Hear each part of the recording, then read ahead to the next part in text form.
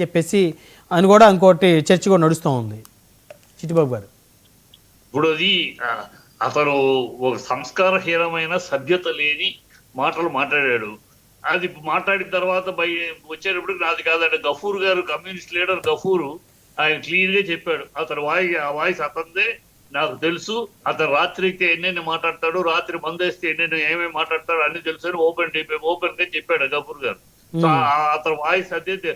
తాగుబోతు మాటలు, సంస్కారం లేదు, సభ్యత లేదు.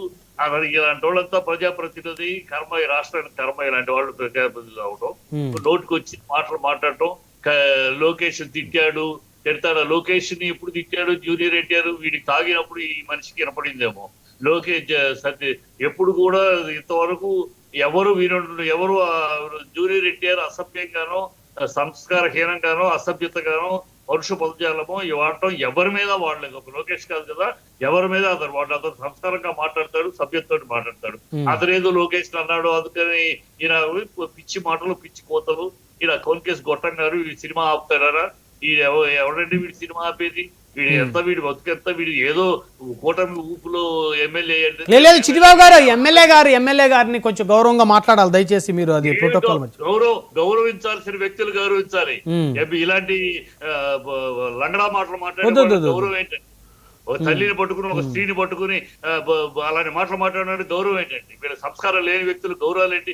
ఏదో తంతె గారిపుట్ల కూటమి ప్రభావంలో గబుక్కులు వచ్చేది. వీళ్ళంతా అర్హత యోగ్యత లేనండి ఎమ్మెల్యేకి, ప్రజాప్రతినిధులుగా. ఇలాంటి మాటలు మాట్లాడతారా? బుద్ధి జ్ఞానాలు ఉండాలి, కడుపుకు అన్నం కదా తినేది. వీళ్ళు ప్రజాప్రతినిధుల, వీళ్ళకి మర్యాద ఏంటండి? ఇలా మాట్లాడే వాళ్ళకి ఇలాంటి మర్యాద అనవసరం, మర్యాదకు అర్హులు కాదు. సంస్కారహీనంగా, సభ్యత లేకుండా మాట్లాడి ఒక ఆడవాళ్ళని, ఒక తల్లిని ఇలా పట్టుకుని మాట్లాడుకెళ్ళిన వాళ్ళకి మర్యాద ఏంటి? వాళ్ళకి మర్యాద ఇచ్చేదేంటి? సన్నాసులకి మర్యాద ఇవ్వక్కర్లేదు. అది ఇవాళ అసలు మాట్లాడటం తప్పు. ఇవాళ ఖచ్చితంగా ప్రభుత్వం స్పందించాలి. ఎందుకంటే ఇదే ముగ్గురు కూడా ఈయన చంద్రబాబు గారు తన భార్యని, ఆడదాన్ని అన్నారు అని చెప్పి ఎంత బాధపడ్డాడు. అందరం బాధపడ్డాం. అందరూ ఆ మాట అన్న వాళ్ళకి తిట్టాం. బుద్ధి జ్ఞానం లేని మనుషులు, పశువులను తిట్టాం. ఆ రోజు ఆయన బాధపడ్డాడు. అలాగే తన తల్లిని తిట్టారని చెప్పేసి లోకేష్ ని అంత చూస్తాను, నా పౌరుషం ఏంటో చూపిస్తానని పవన్ కళ్యాణ్ అన్నాడు. అలాగే లోకేష్ పవన్ కళ్యాణ్ ని అమలు అన్నప్పుడు పవన్ కళ్యాణ్ ని ఆయన అన్నాడు, వాళ్ళ తల్లి ఇంట్లో ఆడవాళ్ళని అన్నారని. ఇన్ని జరిగినప్పుడు మరొక తల్లిని అన్నప్పుడు రియాక్ట్ అవ్వాలి కదా ప్రభుత్వం. ఊరిని ఏదో మందలించడం కాదు కదా, ఇమీడియట్ గా సస్పెండ్ చేయడం చేయాలి. సస్పెండ్ తల్లి బహిరంగ క్షమాపణ చెప్పాలి. ఈ రెండింటిలో చేయాలి. ప్రభుత్వం జోక్యం చేసుకోవాలి. ఎందుకంటే ఇది ప్రభుత్వానికి సంబంధించిన, కూటమి ప్రభుత్వానికి సంబంధించిన సభ్యత. ఎన్నాళ్ళు వాళ్ళు ఏదో మాట్లాడారు, గతంలో వాళ్ళు మాట్లాడారనే కదా ఇంత యాగి చేశారు. అందరూ కూడా ఆ మాటకు సమర్థించారు. ఆ సంబంధం లేని ఆడవాడిని అంటం ఏంటి అని చెప్పేసి అందరూ సమర్థించి మాట్లాడాం. మరి అవును, మాట్లాడంగా ఆ రోజు భువనేశ్వర్ గారిని ఆ విధంగా మాట్లాడడం తప్పని అందరం ఖండించాం. తల్లి మాతృమూర్తి కాదా? వీళ్ళకి ఉండాలి, ముందు స్పందించాలి. ప్రభుత్వం స్పందించాల్సిన బాధ్యత ఉంది. వాళ్ళు బహిరంగ క్షమాపణ చెప్పాలి. ఏమాత్రం కడుపుకు అన్నం తినేవాడైతే, ఏమాత్రం ఒక మంచి పుట్టిన వాడైతే. దయచేసి మన ఎమ్మెల్యేల గురించి గౌరవంగా మాట్లాడాలి. దయచేసి ఎమ్మెల్యేల గురించి మనం గౌరవంగా మాట్లాడాలి. చిట్టిబాబు గారు, నేను మాట్లాడను.